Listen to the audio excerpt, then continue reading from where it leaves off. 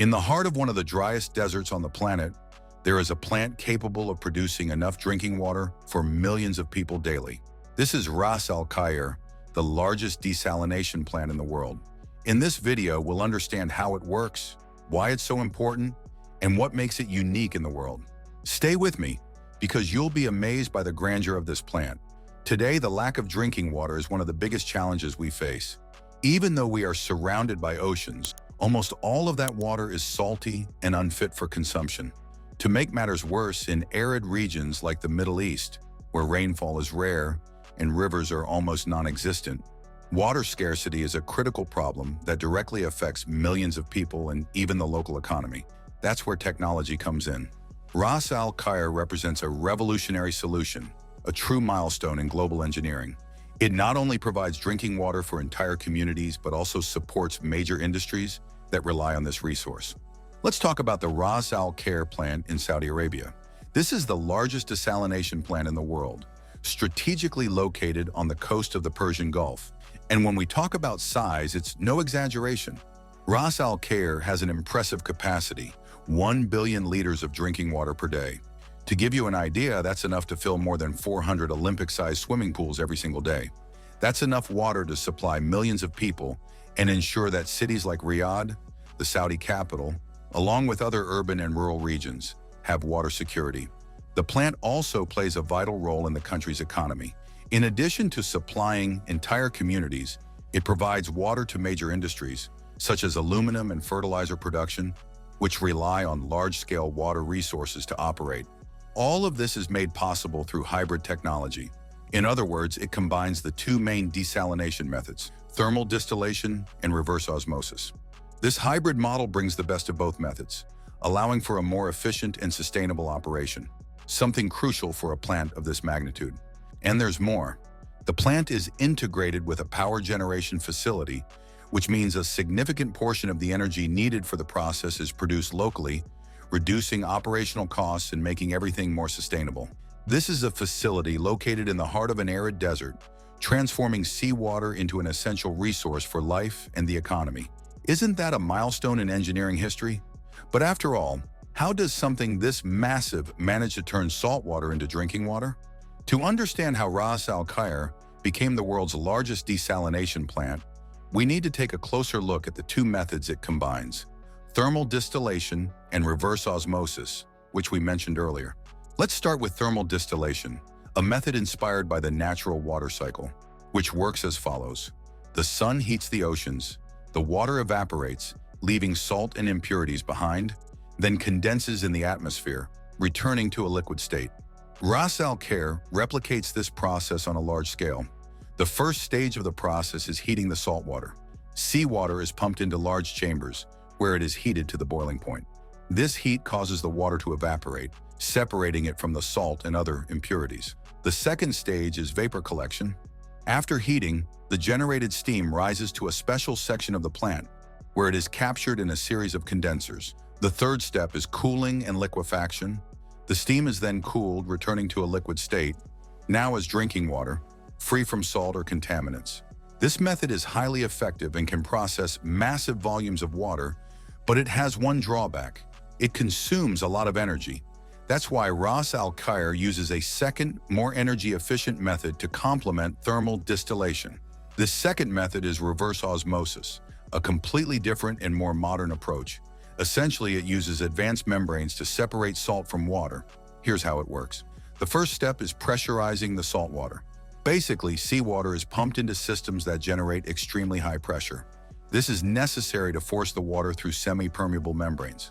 The second step is filtering the water using these membranes. These membranes are so fine that only water molecules can pass through. Salt and other impurities are left behind on the other side. Think of it as a high-tech sieve that filters out only what we need. And finally, the last step of the reverse osmosis method is collecting the drinking water. After passing through the membranes, the water is collected as purified water, ready for consumption.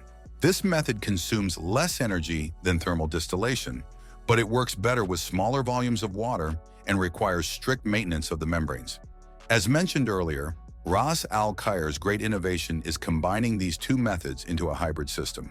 While thermal distillation handles larger volumes of water, Reverse osmosis provides energy efficiency and reduces operational costs. This approach maximizes drinking water production while making the process more sustainable. It's important to highlight that Ras Al Khair is integrated with a power generation plant, which provides the heat needed for thermal distillation and the electricity for the reverse osmosis systems. This integration allows the plant to operate stably, efficiently, and on a monumental scale. Thanks to this combination of thermal distillation and reverse osmosis, Ras Al Khair has become a landmark in water engineering, supplying drinking water to millions of people and driving major industries in Saudi Arabia. Ras Al Khair already operates at an impressive level of efficiency and scale. However, innovation in desalination doesn't stop there. Beyond Ras Al Khair, other countries are also investing heavily in desalination plants to tackle the water crisis. Today, around 20,000 desalination plants operate worldwide, processing over 95 million cubic meters of water per day. Countries like Israel, the United Arab Emirates, and Australia already rely heavily on this technology to ensure drinking water for their populations. With population growth and rising water demand, desalination is expected to become an increasingly common solution in many parts of the world. Scientists and engineers around the world are working on new technologies that promise to further transform this sector. One of them is electrodialysis, an advanced technology that uses electric currents to separate salt from water. Instead of forcing water through membranes under high pressure, like in reverse osmosis, electrodialysis uses electricity to attract and remove salt ions directly. This method is more energy efficient, especially for water with lower salinity, and has the potential to make desalination more accessible for small communities. Another promising innovation lies in nanostructures. Researchers are developing membranes made from advanced materials like graphene, which can filter salt water much faster and with lower energy consumption. These ultra-thin membranes promise to reduce costs and increase the durability of desalination systems, overcoming the limitations of current methods. These emerging technologies are being tested and refined, and in the future, they could complement or even replace traditional methods like those used at Ras Al Khair. This means desalination will become increasingly efficient, more sustainable, and accessible to regions around the world. Speaking of which, it's impossible to ignore the global significance of desalination. In arid regions like the Middle East, North Africa, and parts of Asia, this technology is literally transforming lives. It provides drinking water to millions of people, sustains entire economies, and enables the development of areas once considered uninhabitable. Additionally, desalination is helping countries like Israel become models of water resilience, where more than 80% of drinking water already comes from the sea. In California, the technology is being used to combat drought crises, ensuring water supply for major urban centers.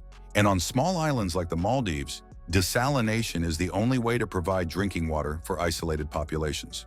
As we continue to face the challenges of climate change and population growth, this technology will become increasingly essential to ensuring access to this vital resource. So far, we've explored how desalination, especially the Ras Al Khair plant, is transforming access to drinking water in the arid regions. But like any major solution, it also comes with challenges and impacts that need to be considered. After all, nothing is perfect. Let's start with cost. Desalination is expensive.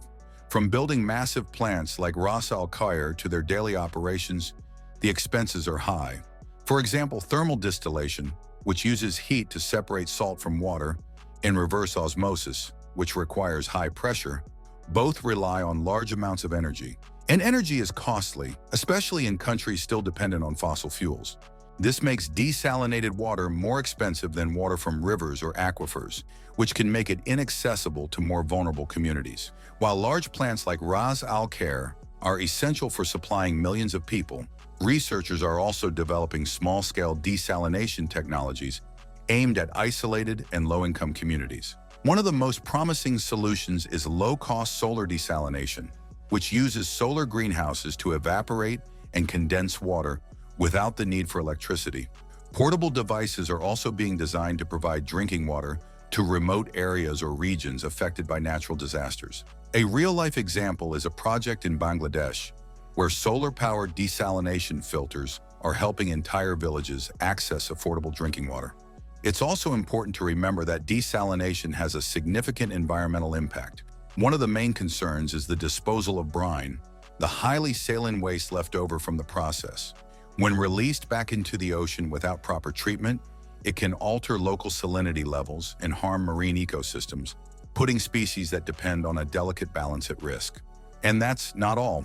To protect membranes and equipment, desalination processes use chemicals that, if not properly disposed of, can also pollute the environment. Another critical issue is the high energy consumption. The amount of energy required to turn salt water into drinking water is significant, making desalination dependent on a constant and stable electricity supply. In many cases, this energy comes from non-renewable sources, contributing to greenhouse gas emissions and worsening climate change. This creates a paradox. While desalination helps combat the water crisis, it can also increase environmental impact in other ways. Finally, there are social and economic barriers. For developed countries like Saudi Arabia, Israel, or the United States, large investments in technology and infrastructure are feasible. But for developing nations, where water scarcity is also a serious issue, the high costs make desalination an unattainable solution. This creates inequality in access to drinking water, further complicating challenges rather than solving them entirely.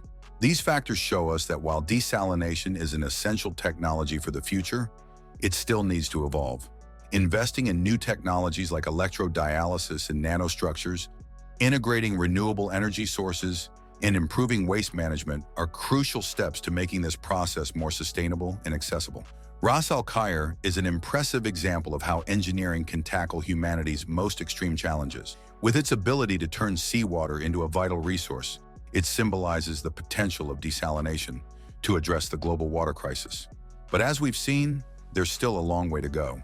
Lowering costs, minimizing environmental impacts, and making this technology more accessible are challenges we need to overcome for desalination to become a truly universal solution.